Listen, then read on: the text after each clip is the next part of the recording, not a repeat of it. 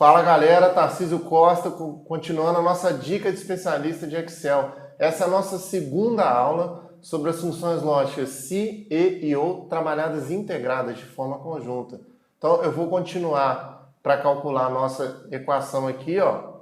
Vou dar um Ctrl C, Ctrl V. Então a gente parou na primeira aula exatamente nessa fórmula aqui. Caso você não tenha assistido a primeira aula, procura lá aí no nosso canal do YouTube. Tem post nosso no Instagram aí, no Facebook, e você assiste de novo. Então, volta. Se você está pegando essa segunda aula aí, dá uma parada, acha a primeira, assiste, ela é pequenininha, não dá nem 10 minutos, e volta nessa segunda aqui. Então, vamos lá. Continuando aqui, a gente tinha feito a primeira política de avaliação, que é ver a aprovação do aluno. Essa primeira aqui, ó, que eu estou passando o cursor do mouse aqui em cima. Agora, eu estou indo para a segunda política de avaliação, para eu verificar se a pessoa pode estar em recuperação, beleza? Então lembrando aqui, tem um negócio bem interessante do se. Quantos resultados eu tenho? 3. Aprovado, reprovado ou em recuperação. Quantos se's eu vou ter que ter aqui? 2. Eu tenho que ter duas condições. Então, eu já falei isso numa aula aí de VBA também, vale aqui. Então, se você tem 3 resultados possíveis, você tem que ter 2 se's. Se você tivesse 4 resultados possíveis, você ia ter que usar 3 se's.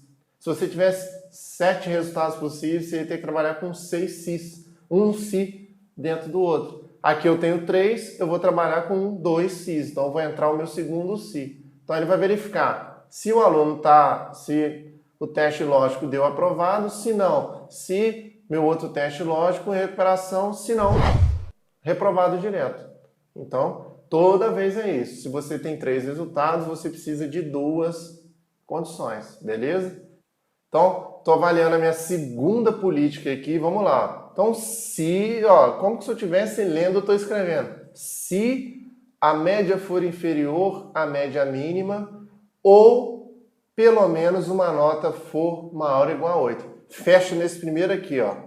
Média inferior à média mínima, que está aqui, ó, logo aqui, média mínima igual a 7, ou pelo menos uma nota for maior ou igual a 8. Então esse é um bloquinho, tá vendo? Essa é a primeira condição que eu estou avaliando. Ou a pessoa tem uma média, ou a pessoa tem uma média inferior, ou pelo menos uma nota dela é maior, beleza? E o segundo fragmento aqui, ó, e a frequência igual ou superior à frequência mínima. Então, olha só, o português aqui é importante pra gente, ó. O que ele está querendo fazer aqui? Ele quer botar o aluno em recuperação em quais condições?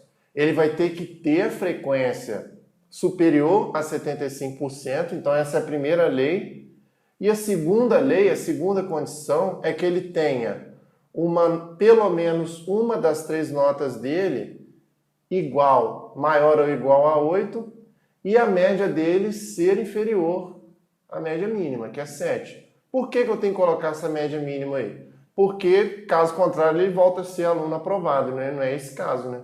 Então é o segundo caso que a média dele tenha sido inferior, ou seja, por nota ele está sendo reprovado, mas ele teve uma nota muito boa entre as 3, que é maior ou igual a 8. Então, se ele tem esse caso e teria passado por frequência, aí você dá uma segunda chance para ele, coloca ele em recuperação. Caso contrário, o que seria o caso contrário? Ou a frequência dele foi menor, ou ele não teve nota o suficiente para passar, ele vai ser reprovado direto. Tá certo? Então, vamos lá, português. O meu primeiro bloco aqui, ó, eu vou chamar a função E. Por que a função E? A função E, eu preciso de todas as condições serem verdadeiras. Então, o que eu preciso que seja verdadeiro aqui? A frequência igual ou superior à frequência mínima. Tá certo? Esse é o primeiro que eu tenho que ter verdadeiro aqui. Qual que é o segundo que tem que ser verdadeiro? Ou a média inferior à média mínima, ou a nota, uma das notas maior ou igual a 8. Então, primeiro, eu sempre verifico as condições que têm que ser verdadeiras. Então, por isso que eu estou chamando o E primeiro. Então, sempre pensa dessa forma. Verifica tudo que tem que ser verdadeiro primeiro. Depois, se tiver uma somente que possa ser verdadeira, você usa o OU. Então, o ou vai ser sempre mais interno. Eu acho que é uma forma boa da gente estar pensando de organizar as ideias aí. Tenta sempre a função ou ser mais interna, depois a função e por último a função se. Tá certo? Então vamos lá. Se e, qual que é o e aqui? O meu primeiro e é a frequência ser superior à frequência mínima. Então a minha frequência é essa aqui, ela tem que ser maior ou igual à frequência mínima aqui. Mesma coisa do anterior. Vou dar um F4 para fixar a célula. Tá certo? Agora, a minha segunda que tem que ser verdadeira. Minha segunda que tem que ser verdadeira, eu tenho um ou. Por que eu tenho um ou?